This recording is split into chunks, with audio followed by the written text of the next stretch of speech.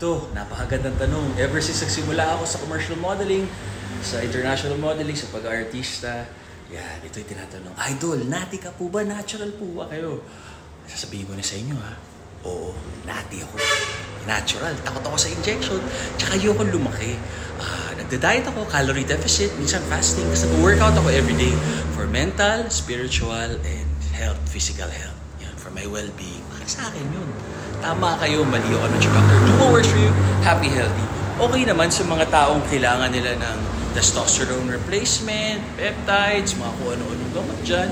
Eh, di ba? Buhay nyo yan. Tsaka ginusto niya, choice niya. So, okay yun. Buhay nyo yan eh, di ba? Basta ako, sa nakakanood nito, ask ka, consult your doctor, physician.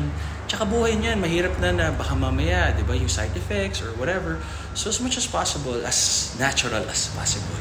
Live the best life you can. Tama kayo, mali ako, I'm not your doctor. Do what works for you.